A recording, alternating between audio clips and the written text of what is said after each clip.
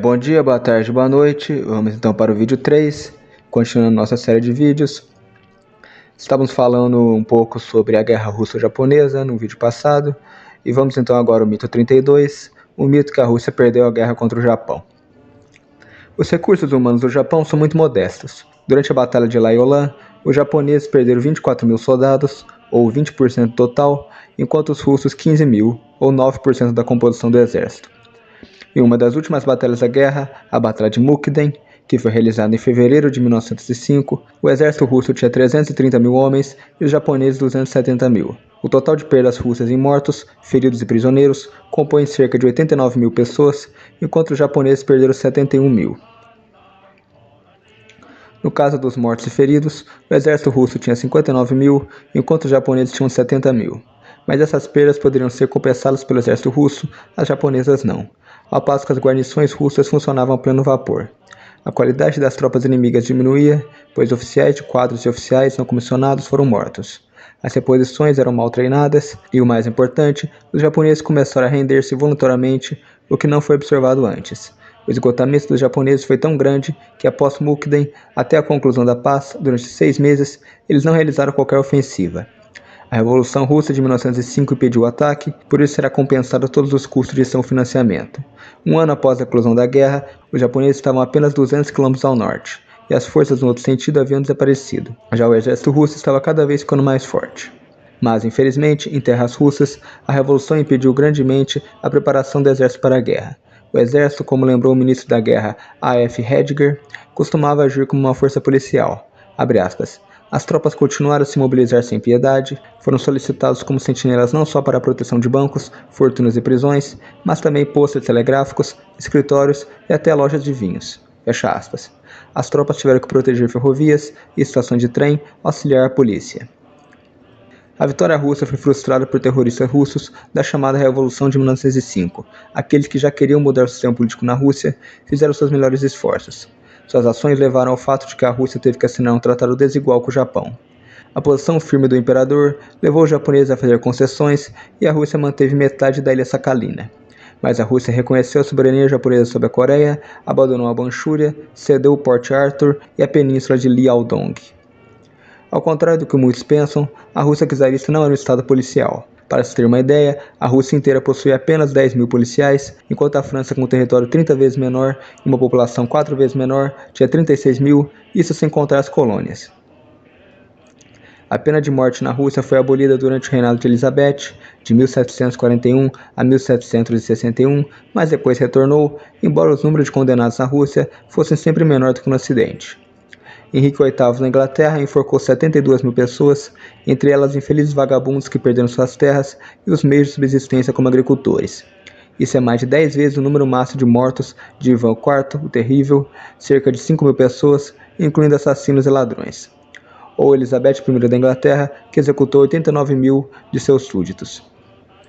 Mesmo os brutais dezembristas, grupo terrorista e antissemita que pregava o extermínio dos judeus, a divisão da sociedade russa em casta de acordo com a pureza da raça, a instalação de estado policial e o extermínio do imperador e sua família, eram tratados com cordialidade. E assim foi o caso da reação de Alexandre III em relação a seus adversários. Mito 33. O mito do czar sanguinário. Nos 25 anos durante o reinado de Alexandre I, de 1801 a 1825, foram executadas em toda a Rússia 24 pessoas. Se compararmos esses números com a Inglaterra do mesmo período, só em Londres foram executadas 1.300 vezes mais pessoas do que na Rússia.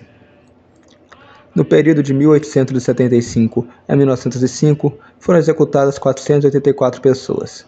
No período de 1905 a 1907, as vítimas foram mais de 17 mil. Infelizmente, os governantes cometeram o terrível erro de negociar com os terroristas e o resultado foi óbvio. No esforço para acalmar o país, o agitou ainda mais. Nicolau II, em 18 de fevereiro de 1905, anunciou a convocação da Duma, composta de representantes eleitos do povo. Mas ao perceber a fraqueza e frouxidão dos governantes, em vez de acalmar os extremistas, essas concessões foram como gasolina lançada ao fogo. Como o diálogo e o bom senso não funcionam com terroristas, Stolypin convenceu Nicolau II a adotar medidas mais duras. Depois de uma semana, instaurou-se um decreto que convocava cortes marciais.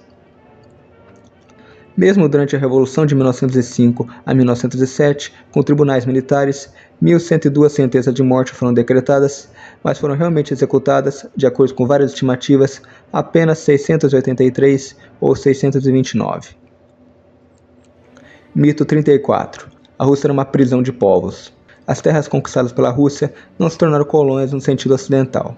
O status das novas aquisições de terra do Estado russo era mais parecido com as províncias do Império Romano.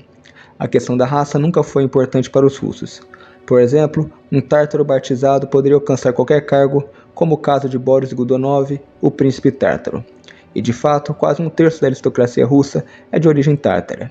Também boa parte da aristocracia russa é proveniente do Grão-Ducado da Lituânia e em seguida uma grande mistura de sangue polonês. Isso não impediu o príncipe czar Toriski-Glinski de ficar no trono russo.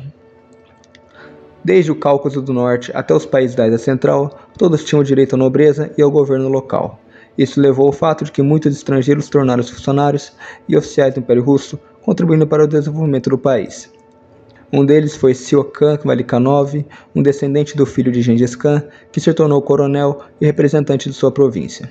Ele formou o Corpo de Cadetes de Omsk. Também não podemos esquecer que 60% do total da formação do exército de Ivan IV o Terrível não era de russos. Além disso, havia muitos oficiais europeus, especialistas militares, como no caso de alemães, poloneses, holandeses e ingleses. As tropas tártaras de Ivan eram geralmente mais preparadas do que as russas. Os armênios, tártaros, uzbeques e comerciantes da Mongólia receberam os mesmos direitos que os russos. Os cidadãos da Ucrânia, dos países bálticos, no Cáucaso e na Sibéria poderiam entrar nas corporações burguesas. Os camponeses dos povos conquistados também se tornaram iguais aos russos e poderiam possuir terras em qualquer área. No censo de 1897, foi constatado que apenas 52,6% dos nobres hereditários tinham como língua materna o russo, enquanto 28,6% tinham polonês, 2,1% alemão, 5,9% georgiano, 5,3% tártaro, 3,4% lituano e letão, entre outros. Na estrutura do comando do exército, no período de 1735 a 1739, 33 dos 79 generais e 28 coronéis eram estrangeiros. Em 1840, até 40% da composição dos altos funcionários não eram russos.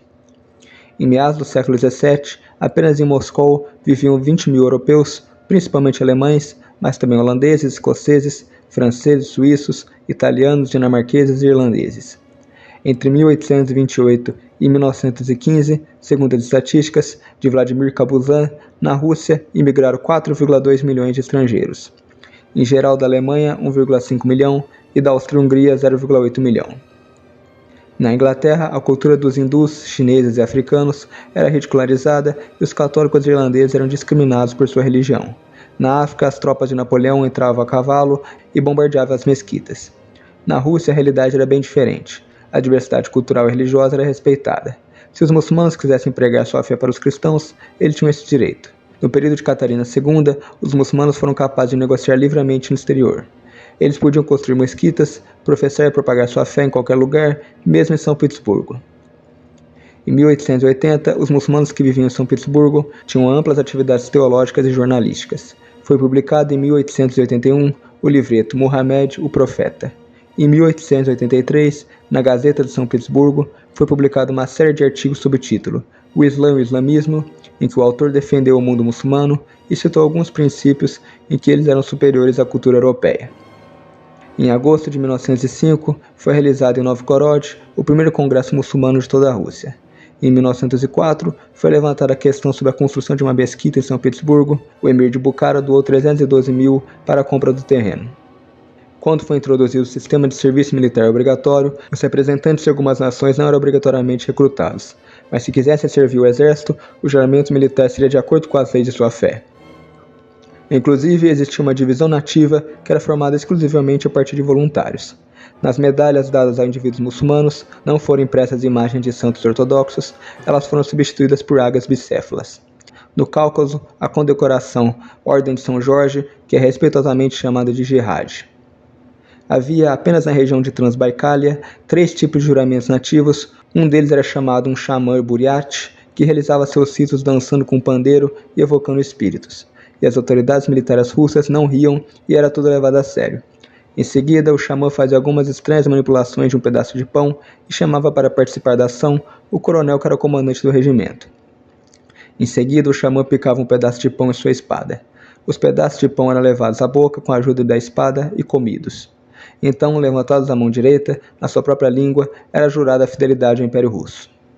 Aqui é uma questão muito interessante que qualquer religião budista, xamanista, muçulmano poderia servir ao exército russo, porque quando estourar a Guerra Civil Russa, basicamente todas as religiões pertencentes a esse império multiétnico e multireligioso vão ficar contra os soviéticos.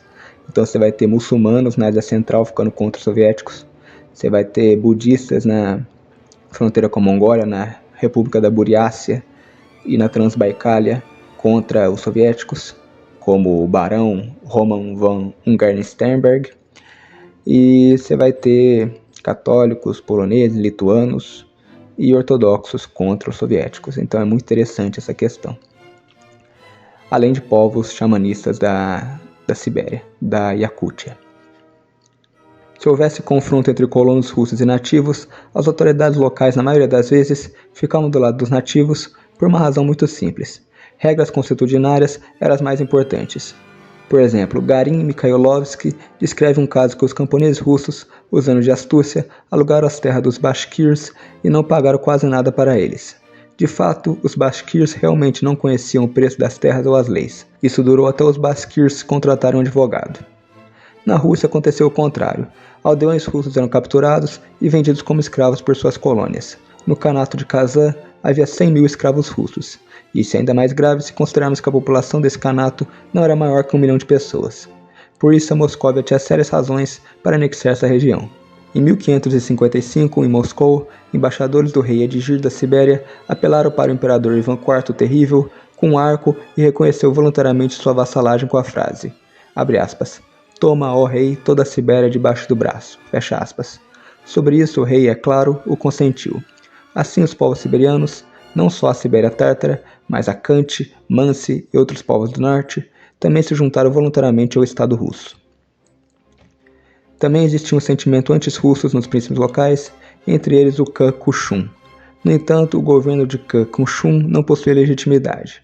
Em 1563, ele matou o rei legítimo, um descendente da reconhecida dinastia siberiana.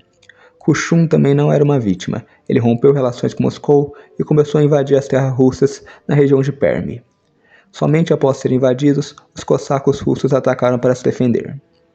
Em 1554, o rei de Astrakhan, Dervizali, assinou um acordo de união de Astrakhan com o Estado russo. Isso ocorreu de forma pacífica e voluntária. Astrakhan manteve sua autonomia e eram, na verdade, vassalos de Moscou, típico do sistema medieval. O mais curioso é que o reino de Kazan, apesar da crueldade com que tratavam os russos, recebeu a proposta de entrar voluntariamente no reino de Moscou, porque havia muitos representantes dos tártaros de Kazan em Moscou, e havia a presença de um poderoso partido pró-russo em Kazan. Em 1551, a maioria dos chefes de Kazan, Kul Sharif e o Kudai Kul, votaram a favor do tratado com Moscou. Eles se comprometeram a libertar os cristãos escravizados. Esse governo tomou o juramento de fidelidade ao governante russo e realmente anunciou a entrada pacífica dos tártaros de Kazan ao Estado russo. Os sindicatos na Rússia Imperial não foi um avanço, mas um retrocesso. Os trabalhadores perderam sua autonomia e entregaram seus destinos nas mãos de uma instituição governamental. Desde então, os verdadeiros interesses de um trabalhador, quer econômicos, aumento de salários, foram substituídos pelos interesses das elites. Esse foi o caso dos sindicatos na Rússia no início do século XX. Um sindicato criado para uma organização aristocrática composta de príncipes e membros da alta sociedade, conhecido como União da Libertação. A União da Libertação era um movimento político ilegal que estava presente em 22 cidades. Fundada no Congresso de 1903 na Suíça para conseguir influência política. O primeiro congresso dela na Rússia foi em 1904, num apartamento privado em São Petersburgo. No início de setembro de 1904, os membros do conselho, o príncipe Dmitry Shakovsky e o príncipe Peter Dolgorukov, realizaram uma reunião ilegal com os representantes do Zemstvo, que buscavam desenvolver uma política comum sobre a questão da Constituição. Em 20 de novembro, foi organizado um banquete para iniciar a formação de sindicatos com o objetivo de combiná-los em uma associação para alcançar o poder. Ou seja, os sindicatos russos não foram criados nos subúrbios operários, mas nos banquetes dos príncipes. Em dezembro de 1904, no segundo congresso, a União da Libertação começou a criação de sindicatos, não para proteger os direitos dos trabalhadores, mas para usurpar o poder vigente. Em fevereiro, na capital, eles se uniram e criaram o Comitê Central da União dos Sindicatos, para unir todas as forças antigovernamentais em uma frente única. Criar e controlar a União dos Sindicatos possibilitou às elites industriais e políticas comandar boa parte da cadeia produtiva do país. Só assim foi possível manipular os operários e os utilizar como massa de manobra em greves e grandes manifestações. Como a União da Libertação manobrava parte relevante da produção, logística, comunicação e mídia, o governo se viu impotente diante de tamanha ameaça. Ameaça essa maximizada pela situação de litígio nas fronteiras orientais. Assim, o imperador, coagido diante do risco de caos nacional, foi forçado a ceder à chantagem dos príncipes, assinando o manifesto de 17 de outubro, trazido pelo príncipe Obolensky.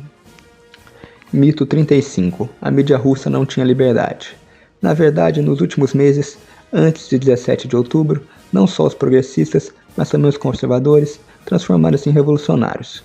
Quem uniu todos os membros da imprensa foi a já citada União dos Sindicatos, que liderava a União dos Tipógrafos. Ao mesmo tempo, a União das Imprensas foi fundada em São Petersburgo. Essa aliança foi assistida por quase todos os meios de comunicação. Nesses sindicatos tomaram parte ativo Gutkov, Lvov, o príncipe Golitsky, Krasovsky, Stakoviches, Conde Haydn, entre outros. Todas essas associações de diferentes cores e aspirações estavam unidas na tarefa de derrubar o regime existente a todo custo, e por isso muitos desses sindicatos reconheciam abertamente a tática de que os fins justificam os meios. Desse modo, para garantir seus objetivos, não se privavam do uso de embustes. Tanto a esquerda como a direita tornaram-se mentirosos. Quem diria? Quando a Revolução estourou e começou a anarquia, a imprensa de direita, para alcançar seus fins, espalhava mentiras que muitas vezes superavam as da imprensa de esquerda. Esse tipo de atitude da imprensa não sofreu qualquer tipo de represália ou censura, pois esse comportamento tinha respaldo até nos altos escalões do governo. Quando S.M. Proper se tornou presidente do Conselho de Ministros, ele defendeu a ideia de plena liberdade de imprensa. Todos os tipógrafos admitiam que nunca na Rússia a mídia gozou de tamanha liberdade. As únicas represálias à liberdade de opinião eram contra as opiniões favoráveis ao governo. Basta remeter ao filósofo V.V. Rozanov, o redator M.O. Menshikov e o romancista Nikolai Leskov. Os três, por diferentes motivos, se recusaram a seguir as ordens dos radicais e foram impiedosamente perseguidos pelos mais influentes jornais e editoras. A União dos Sindicatos teve a ideia de incentivar uma greve geral para colocar o governo de joelhos.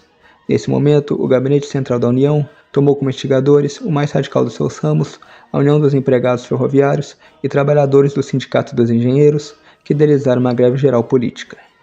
Para esse fim, eles organizaram um comitê especial, deslocando o centro da resistência política para as universidades. O governo nunca exerceu censura e controle sobre a educação. Em agosto e início de setembro de 1905, na Universidade de São Petersburgo, foi discutido pelos alunos a possibilidade de aderir à greve geral. A grande maioria era a favor de abrir as instituições de ensino e não aderir à greve. A votação realizada mostrou que tal apoio à decisão era de 7 alunos contra 1. A mesma decisão foi tomada na Conferência de Estudantes na Rússia, que reunia alunos de 23 instituições de ensino superior, realizada em setembro, onde foi rejeitada a proposta de boicotar as aulas. Como podemos ver, os alunos não estavam interessados em servir de massa de manobra para os interesses dos sindicatos dos príncipes, o que irritou muitos mencheviques, que foram obrigados a mudar de estratégia. A nova estratégia foi formulada pelo menchevique F.I. Danon, que, nas páginas do jornal social-democrata Sparks, exortou os alunos a se voltarem para o público, não para os estudos, mas para fazer a revolução. Após esse discurso autocentrado, foi desrespeitado o desejo da maioria dos alunos e uma minoria militante imediatamente aproveitou a oportunidade para convidar os trabalhadores e até mesmo uma variedade de entidades que não estão relacionadas com a universidade para realizar reuniões políticas sob seus arcos. Isso foi feito de maneira totalitária e arbitrária. O trabalho acadêmico tornou-se impossível, as universidades tornaram-se clubes políticos e os professores e estudantes foram atacados e ameaçados. Coisas semelhantes aconteceram em todas as universidades, incluindo Moscou. Era algo sem precedentes, estudantes radicais chamavam os trabalhadores a greves e revoltas e a polícia não intervia. A Universidade de São Petersburgo transformou-se em um foco do movimento grevista, pois lá as reuniões políticas ocorriam sem interferência. Milhares de pessoas aglomeravam-se para as reuniões políticas na sala de aula. S.N. Trubetskoy, o reitor da Universidade Estatal de Moscou, opunha-se à transformação da instituição em um joguete político e, em 22 de setembro, ordenou o fechamento da universidade. Foi o seu último ato na vida, pois uma semana depois, morreu de repente e seu funeral em Moscou deu origem a uma manifestação política grandiosa. Mito 36. A Orkana era temida por todos que desafiassem o império. Na época de Nicolau II, a Orkana não só era favorável aos comunistas, como também era constituída e chefiada por eles. Segundo todos os arquivos da polícia secreta que sobreviveram, o número de agentes secretos que estavam infiltrados em partidos revolucionários russos era de 6.500 funcionários de investigação, sem contar que todos seus líderes eram membros ou fundadores de partidos comunistas. Se formos enumerar os crimes da Orkana, temos o assassinato de grandes funcionários do governo e rivais políticos, a impressão de folhetos subversivos, a criação de grupos revolucionários, a organização de greves e manifestações, por exemplo, o Domingo Sangrento, atentados terroristas, conluio com os inimigos japoneses e com espiões franceses, a tutela e criação de sindicatos e o fornecimento de armas aos revolucionários. Essas atividades criminosas não se limitavam ao território russo, mas estenderam-se até a Turquia, Alemanha e França. Durante as revoltas de 1905, a Orkana era o mais influente grupo revolucionário de esquerda. E o pior de tudo é que essa gigantesca estrutura comunista era bancada com o dinheiro público. Todos sabiam os terríveis crimes cometidos pela Orkana, mas esses delitos nunca foram punidos, pois seus membros contavam com a cumplicidade dos mais altos escalões do Estado. O fenômeno que transformou a polícia secreta czarista em uma organização terrorista é conhecido como socialismo policial e começou em 1882, quando George Porfirievich Sudeikin foi nomeado chefe do departamento de polícia em São Petersburgo. Esse elemento uniu-se a toda a sujeira dos altos funcionários do governo, incluindo os ministros do Império Russo, que o nomearam como vice-ministro do Interior. No entanto, Dmitry Antonovich Tolstói, o ministro do Interior e chefe do corpo de polícia, se opôs à nomeação de Sudeikin, pois ele conhecia muito bem seu caráter. Principalmente depois que Dmitry Tolstói recebeu informações sobre uma conversa de Sudeikin com seu assistente Peter Ivanovich Raskovsky. Nessa conversa, ele orienta seu assistente. Abre aspas, se um país não tem revolucionários, os policiais não serão necessários. Precisamos fazer o Departamento de Segurança trabalhar de modo a ter a certeza que o imperador terá a impressão de que o perigo do terrorismo é extremamente alto, para que ele acredite que só o nosso trabalho abnegado salvará ele e a sua família da ruína. E, acredite, com isso nós teremos todos os tipos de favores. Fecha aspas. Depois de saber dessa conversa, o chefe da polícia, Tolstói, negou-lhe o cargo e por isso G.P. Sudeikin decidiu matá-lo. Para isso contou com a ajuda de Sergei Degaev, um membro da organização revolucionária Vontade Popular. Mas essa tentativa não deu certo e foi descoberta por todos. É claro que esse pequeno delito, tentativa de homicídio de um ministro, não foi o suficiente para manchar a reputação de Sudeikin. Ele e o seu assistente, P.I. Raskovsky, fizeram uma carreira meteórica. Tanto que, posteriormente, tornou-se o chefe dos agentes estrangeiros do departamento de polícia. Depois disso, não demorou muito para que Orkana se envolvesse em outro escândalo. O chefe do departamento de polícia, V. Plev, descobriu que P.I. Raskovsky sabia dos planos para matar o ministro da Educação Bogolepov, mas não tomou nenhuma atitude. Como resultado, Bogolepov foi morto em fevereiro de 1901. Mas nenhuma atitude foi tomada contra ele. Em janeiro de 1904, Raskovsky decidiu matar Plev porque esse criou uma comissão para investigar suas atividades criminosas. Para realizar essa tarefa, Raskovsky convocou o chefe da organização militar do Partido dos Socialistas Revolucionários, Yevno Fishlevich Azev, que, como veremos, teve uma brilhante carreira na polícia. Azev participou das rebeliões de Moscou, Siviaborg e Kronstadt e realizou 25 assassinatos e tentativas de assassinatos. Para seu crédito foram computados o assassinato de Plev, do grão-duque Sergei Alexandrovich, do general Bogdanovich, dos agentes da polícia secreta Gapon, o assassinato do grão-duque Vladimir Alexandrovich, de Stolypin, Durnovo, Trepov, do almirante do Bazov, Tchushin e de 3 tentativas de matar o rei. Eles também orquestraram o assassinato do mais famoso presidente do Conselho de Ministros, Piotr Stolypin, um dos responsáveis pela reforma agrária e do grande salto econômico na Rússia. E foi o estopim da guerra, o trocadilho. As medidas de Stolypin entraram em conflito com os interesses da Orkana por 3 motivos. O primeiro foi por causa de seu programa de reforma agrária, que ofuscava as promessas dos partidos socialistas, que tinham como carro-chefe a distribuição de terra aos camponeses. Com um fácil acesso à terra, por modos legais, a revolução e o radicalismo seriam desnecessários. Em segundo, como visto, Stolypin acabou com a impunidade dos extremistas, intensificando as penas por terrorismo e instituindo a pena de morte em larga escala. E em terceiro, porque Stolypin não tolerava mais as faltas da Orkana e removeu Rashkovsky da liderança do departamento de polícia, nomeando outro funcionário para missões especiais do ministro do interior. Por isso, as represálias não demoraram por vir. Um grupo extremista constituído principalmente de membros do Partido Socialista Revolucionário, em agosto de 1906, realizou um atentado à bomba contra Piotr Stolypin. O chefe do governo não foi ferido, mas 24 pessoas foram mortas e os filhos de Stolypin foram gravemente feridos. Logo ficou claro o envolvimento dos oficiais de missões especiais com o Partido Socialista Revolucionário. Azev e Rashkovsky admitiram saberem dos planos, mas não deram valor a isso. Rashkovsky deu como desculpa sua saúde, que, segundo ele, afetou os resultados do trabalho. Rashkovsky não foi preso, mas foi demitido por causas médicas. No entanto, a renúncia de Rashkovsky do serviço secreto irritou ainda mais a Orkana, que buscou vingança. Um dos organizadores de tais autos seria Spiridovich Alexander, chefe dos agentes de segurança. Sua função era proteger o imperador, a família imperial e altos funcionários do império, bem como a vigilância dos mais altos funcionários, incluindo a liderança do ministro da Administração Interna. Em agosto de 1911, pouco antes da fatídica viagem a Kiev, Stolypin diz ao rei que estava descontente com o trabalho dele. Spiridovich, alguns dias mais tarde, recebeu a informação de que um jovem anarquista de Kiev, Dmitry Bogrov, poderia matar Stolypin durante sua viagem a Kiev. Em vez de neutralizar Bogrov, Spiridovich decidiu usá-lo para matar Stolypin. Ele sugeriu que Bogrov, por meio da Orkana de Kiev, chegasse bem mais perto de Stolypin, por isso era necessário preparar a polícia secreta de Kiev para que essa garantisse o bom êxito do assassinato. Isso foi fácil, pois o chefe do departamento da polícia de Kiev, Nikolás Kuliabko, era o marido da irmã de Alexander Spiridovich, Irina Ivanovna. Para não expor Bogrov e ajudá-la a matar Stolypin, ele iria se identificar como Nikolai Yakovlevich e entraria na área de proteção especial. Foi-lhe dado um bilhete nominal que lhe permitia caminhar livremente até o teatro e não ser submetido à revista corporal, e isso lhe daria a oportunidade de levar armas de fogo ao teatro. Ninguém impediu Bogrov de entrar no teatro. Kuliabko emitiu um bilhete para um ajudante colocar Bogrov em um lugar próximo a Stolypin, na extremidade oposta do corredor, e explicou que isso era necessário por razões operacionais. Como resultado, em 1º de setembro de 1911, no teatro de Kiev, Bogrov livremente veio ao encontro de Stolypin e atirou a queima-roupa. No momento do assassinato, o rei e a sua família real não estavam no salão, embora tivesse planejado participar do evento.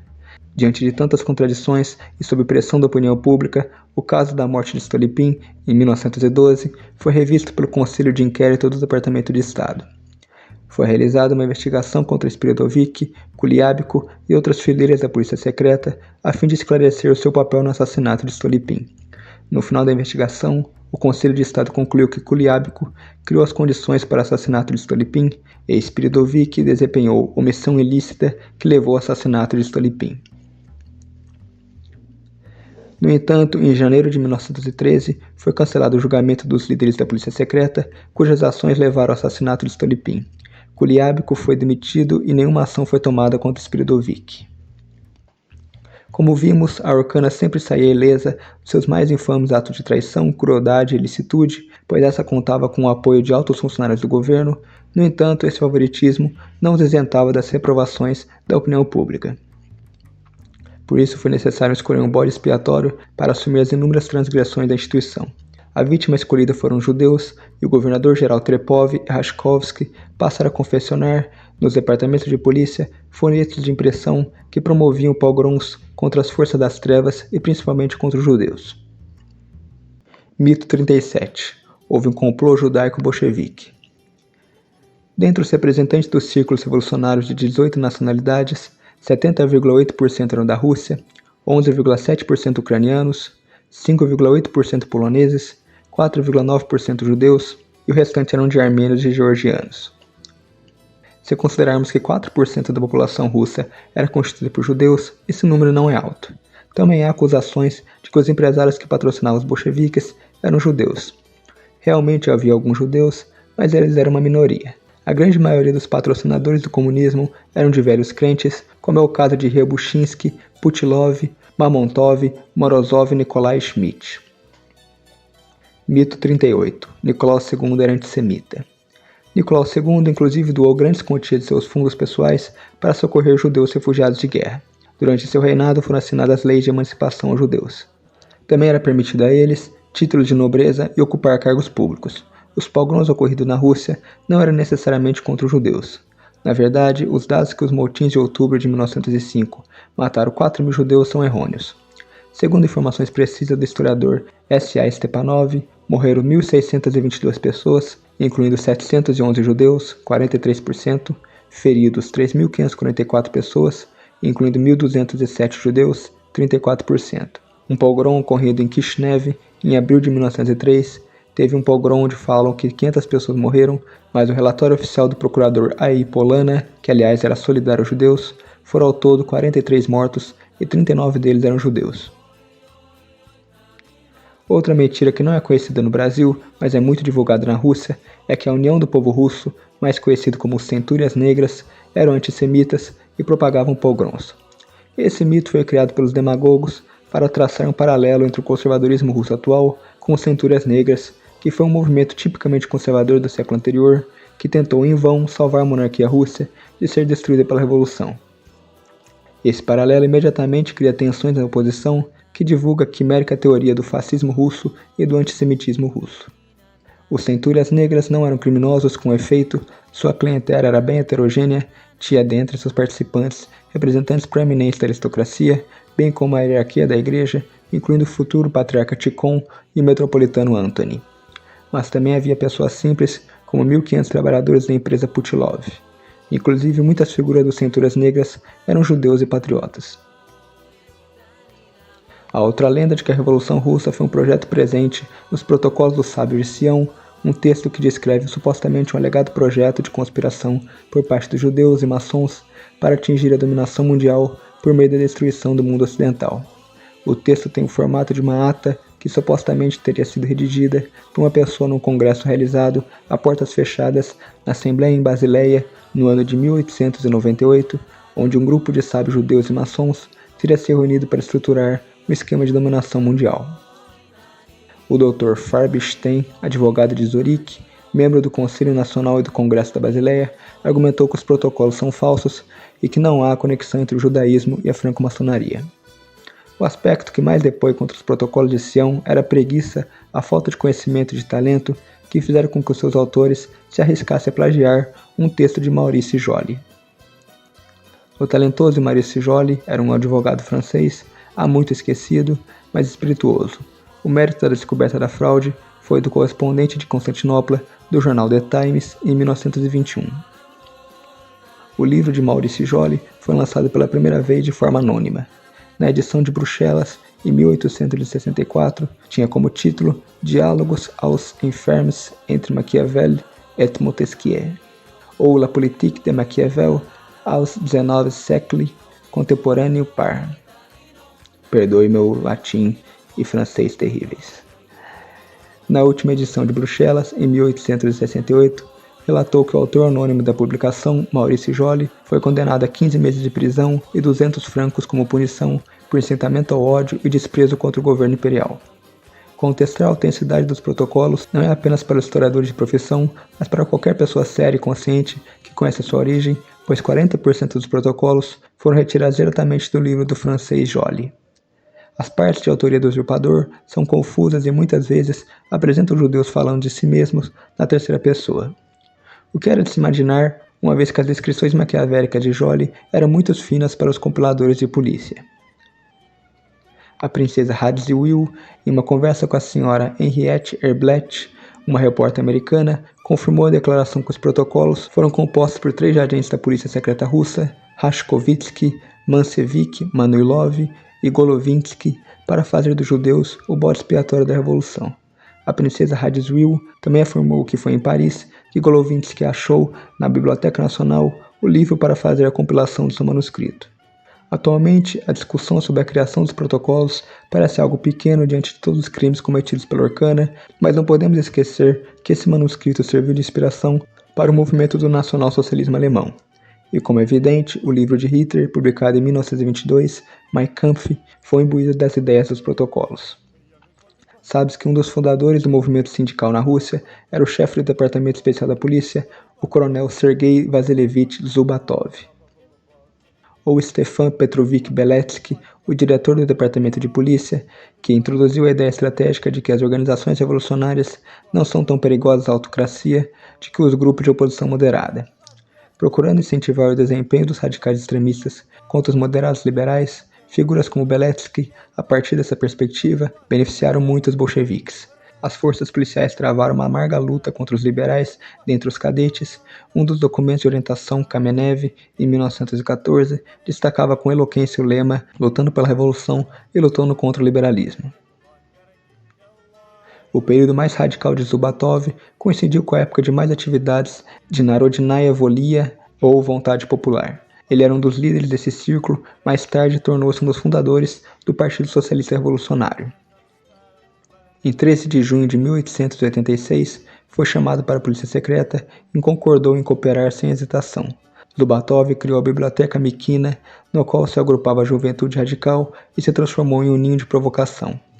Zhubatov, com a ajuda do Departamento de Polícia de Moscou, forneceu equipamentos de impressão clandestina e clichês, escrevendo folhetos que eram espalhados em clubes e entre a população. Em abril de 1898, ele apresentou seus pensamentos em uma nota dirigida ao chefe de polícia de Moscou, D.F. Trepova, e em seguida apresentou um relatório ao governador-geral, o grão-duque Sergei Alexandrovich.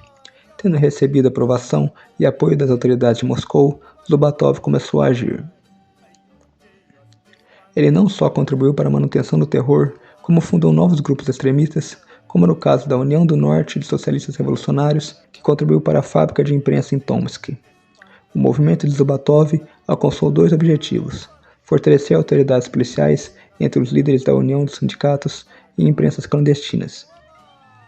Como resultado, a União do Norte de Socialistas Revolucionários, em setembro de 1901, já estavam presentes em Moscou, Petrogrado, Yaroslav, Nizhny Novgorod, Chernigov e Tomsk.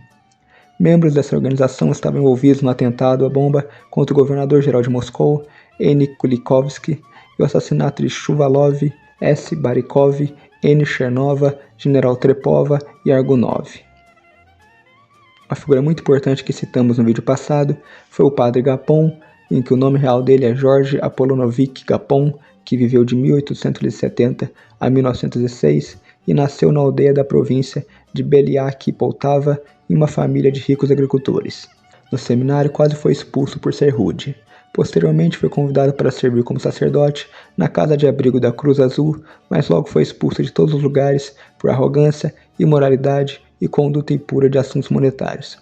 Como podemos perceber em seu currículo, Gapon sempre foi um sacerdote problemático e incompetente. Quando conheceu Zhubatov, tornou-se agente da polícia. Gapon recebeu regularmente dinheiro do Departamento de Polícia para a organização, expansão e funcionamento adequado de seu trabalho. Ele abertamente era patrocinado por Pleve, o metropolitano Antony e o prefeito de São Petersburgo, Fulon. A manifestação que deu origem ao Domingo Sangrento, encabeçada por Gapon, nunca contrariou os interesses das elites, muito pelo contrário, ele era protegido e abastecido por influentes políticos como o príncipe Piotr Dmitrovich Sviatopolsky-Mirsky, ministro do interior do Império Russo, o grão-duque Sergei Alexandrovich, governador-geral de Moscou, o príncipe Merchevsky, Sergei Ulevich, presidente do Comitê de Ministros, Konstantin Petrovich Pobedonostev, procurador do Santo Sínodo, conselheiro particular, Vyacheslav Konstantinovich von Pleve, ministro do Interior, e Ivan Alexandrovich Fulon, prefeito de São Petersburgo. Também devemos destacar que Gapon era agente da Orkana e boa parte de seu trabalho junto aos operários era patrocinado pelo Departamento de Polícia. No outono de 1904, quando o novo presidente do Ministério dos Negócios Internacionais, o príncipe Sviatopolk-Mirsky, chegou ao poder, movimentos revolucionários começaram a brotar no país. Por iniciativa da já citada União da Libertação, iniciou-se uma campanha de petições públicas que exigiam a limitação da autocracia. Em novembro de 1904, Gapon reuniu-se com os membros da União da Libertação e prometeu-lhes que induziria os trabalhadores a fazer uma petição pública. Em 18 de janeiro, uma petição foi preparada para apresentação ao imperador Nicolau II. A petição foi elaborada no apartamento de Gapon.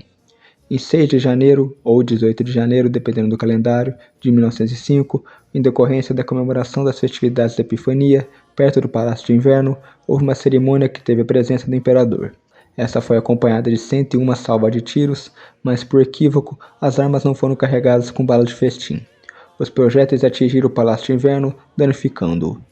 Por ocasião da reforma, Nicolau II saiu de São Petersburgo para Tsarskoye Selo, uma antiga residência da família imperial russa, localizada a 26 km ao sul da cidade de São Petersburgo.